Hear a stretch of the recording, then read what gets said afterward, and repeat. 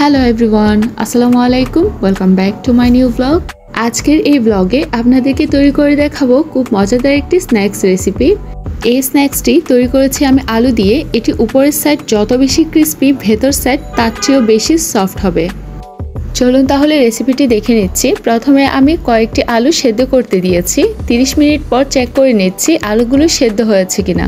আলুগুলো ভালোভাবে সেদ্ধ হয়ে গেলে খোসা ছাড়িয়ে একটি বাটিতে নিয়ে নিয়েছি। যেহেতু আলুগুলো ঠান্ডা করে নিয়েছি, সেজন্য ভালোভাবে ম্যাশড হওয়ার জন্য আমি একটি গ্রেটারের সাহায্যে গ্রেট করে নিচ্ছি। আপনারা চাইলে হাত দিয়েও ম্যাশড করে নিতে পারেন। আলুগুলো ম্যাশড করে নেওয়ার পর 1 কাপের মতো কুচি করা পেঁয়াজ দিয়েছি।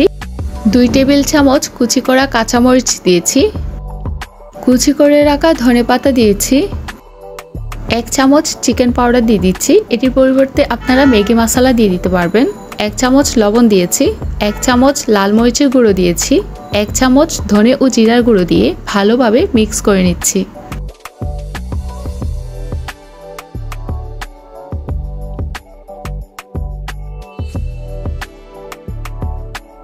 ভালোভাবে মিক্স হয়ে গেলে এবার আমি আমার পছন্দ মতো শেপ দিয়ে নিচ্ছি।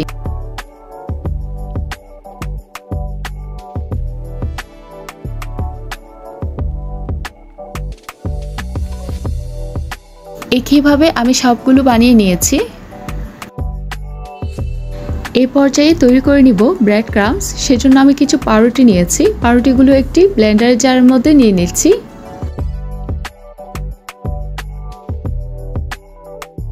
ভালোভাবে ব্লেন্ড করে একদম গুঁড়া করে নিব। এবার অন্য সাইডে একটি বাটির মধ্যে আমি ডিম নিয়েছি।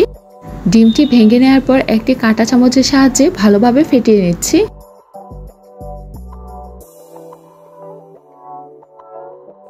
এবার আমি যেটি বানিয়ে রেখেছি সেটি ডিমের মধ্যে দিয়ে একটি কাঁটা চামচের সাহায্যে ভালোভাবে ঘুরিয়ে ঘুরিয়ে কুট করে নিচ্ছি।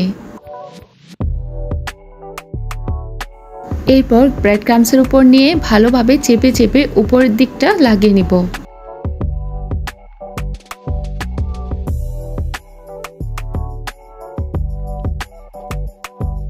এই তো রেডি করে নিয়েছি।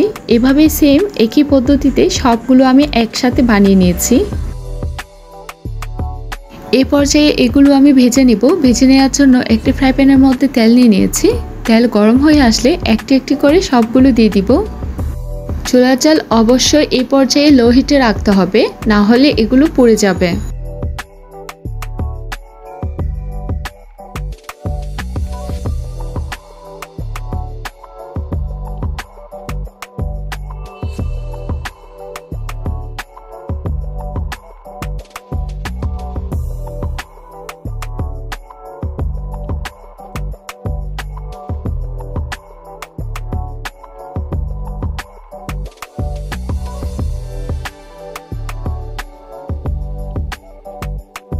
এরপর কালারটি যখন গোল্ডেন ব্রাউন কালার হয়ে যাবে তখন আমি একটি একটি করে নামিয়ে নিচ্ছি।